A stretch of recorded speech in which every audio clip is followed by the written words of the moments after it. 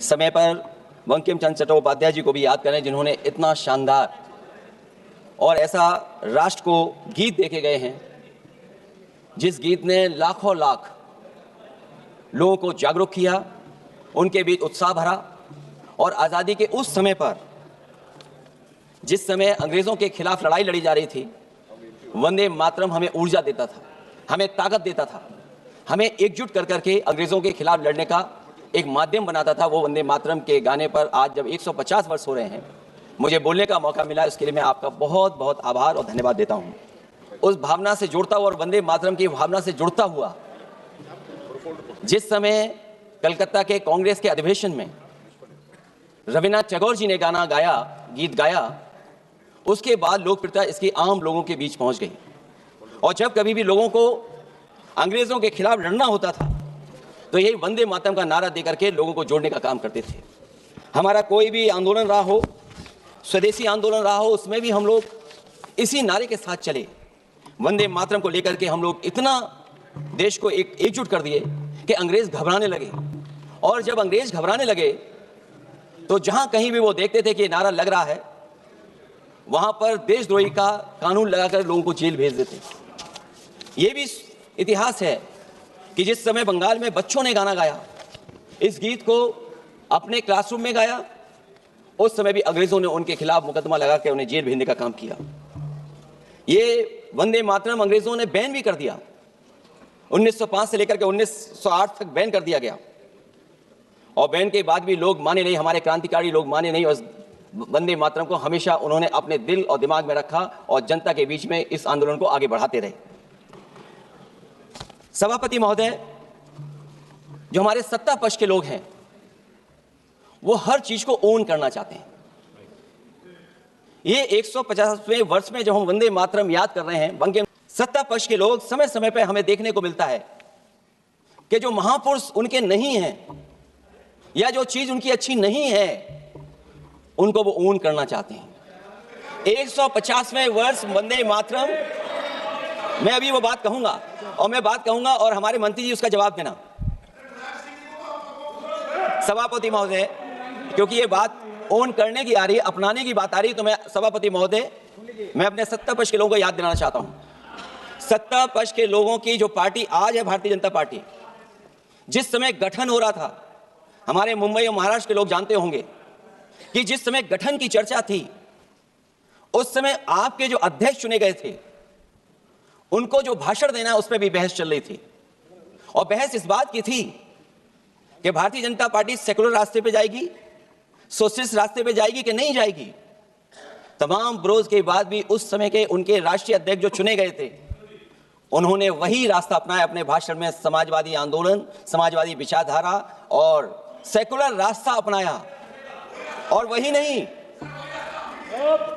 नहीं, जो उनका मंच था उसमें जयप्रकाश जी की तस्वीर लगा करके भी उन्होंने लोगों को यह भ्रम फैलाने की कोशिश की कि जेपी के रास्ते पर भारतीय जनता पार्टी चलेगी। बताएं माननीय मंत्री जी, आप कितने सेकुलर हैं आज, कितने सोशलिस्ट हैं आज? अभी गौरव गोगोई जी ने ठीक कहा, इंडिगो का हवाई जहाज उड़ नहीं रहे हैं कि उड़ाए नहीं जा रहे हैं? उड़ाए नहीं जा रहे। और क्या बात कही गई थी कि गरीब भी उसमें चल सकेगा। इसलिए सभापति महोदय, मैं बात दूसरी तरफ नहीं ले जाना चाहता हूं। वंदे मातरम सिर्फ गाने के लिए नहीं है, निभाने के लिए भी होना चाहिए। सभापति महोदय, आज हम आकलन करें, पीछे मुड़ करके देखें कि हम इस वंदे मातरम को कितना निभा रहे हैं। जिस वंदे मातरम ने आजादी के आंदोलन में सबको जोड़ा, आज के दरारवादी लोग उसी से देश को तोड़ना चाहते हैं। ऐसे लोगों ने, सभापति महोदय, ऐसे लोगों ने पहले भी देश के साथ दगा किया और आज भी कर रहे हैं। ये चर्चा तो जोड़ने का काम करेगी ना अखिलेश जी, क्योंकि आज वंदे मातरम की चर्चा, वही मैं कह रहा हूं, वंदे मातरम में जोड़ने का ही काम करेगी। वंदे मातरम कोई दिखावा नहीं है, ना ही राजनीति का विषय है। क्योंकि सभापति महोदय, हम जब ये चीज इनके विचारों से, इनके भाषणों से जब बात सुनते हैं तो ऐसा लगता है कि वंदे मातरम इन्हीं का बनवाया हुआ गाना है। जिन्होंने, सभापति महोदय, जिन्होंने आजादी के आंदोलन में भाग ही नहीं लिया है, वो वंदे मातरम का महत्व क्या जानेंगे। सच तो ये है कि सरफरोश लोग वंदे मातरम दिल से बोलते थे। उन आजादी के दीवानों के खिलाफ कुछ लोग अंग्रेजों के लिए जासूसी और मुखबिरी का भी काम करते थे। दरअसल ये राष्ट्रवादी नहीं बल्कि राष्ट्र विवादी लोग हैं। जहां विवाद करना हो, कभी अंग्रेज विवाद कर करके, डिवाइड कर करके, डिवीजन कर करके राज किया करते थे। सभापति महोदय, आज भी वही रास्ता कुछ लोग अपना रहे हैं। वो डिवीजन का रास्ता अपना रहे हैं, डिवाइड का रास्ता अपना रहे हैं, दरारवादी रास्ता अपना रहे हैं। इनका इतिहास खंगाला जाए कि इन्होंने आजादी के पहले और आजादी के बाद वंदे मातरम क्यों नहीं गाया। ये सभापति महोदय, आज जब हम वंदे मातरम पे इतनी चर्चा कर रहे हैं, जिस भाव से हम लोग यहाँ बैठे हैं, कम से कम ये भी खंगाला जाए इतिहास में कि वंदे मातरम कुछ लोगों ने कब गाया। उन मुखबरों से ये सवाल पूछा जाए कि स्वतंत्रता के बाद भी उन्होंने अपना गीत क्यों बनाया। उनकी एक रंगी सोच ने तिरंगा क्यों नहीं फहराया। वंदे मातरम सियासत के झूठे राष्ट्रवादियों के लिए नहीं है। गलत लोगों की गलत मंशा पूरा देश समझता है और केवल यही नहीं ओन करते हैं। कभी कभी भारत माता का जो चित्र है, जो पेंटिंग कभी बंगाल के महान लोगों ने बनाई थी। सभापति महोदय इनको देख लीजिए और फिर बैठ जाओ। सभापति महोदय, राजभर जी आप बैठिए, आपके नेता। सभापति महोदय, वंदे मातरम का भाव ये भी था कि कम्युनल पॉलिटिक्स नहीं चलेगी।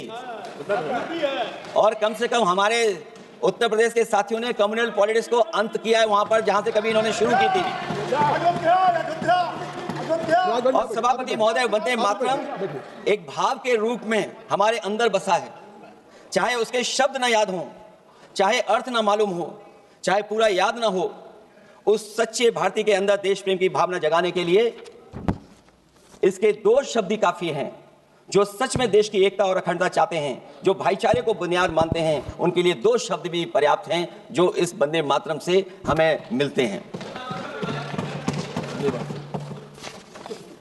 दूसरा किस्सा सुना दो अध्यक्ष महोदय। सभापति महोदय, इनका इतिहास खंगाल लीजिए, पूरा निकाल लीजिए। चुनावी सभाओं में कभी बाबा साहब भीमराव अम्बेडकर जी की तस्वीर ये लोग नहीं लगाते थे। ये बात अगर सही हो तो बता दो। और ये तस्वीर कब लगाना शुरू किए?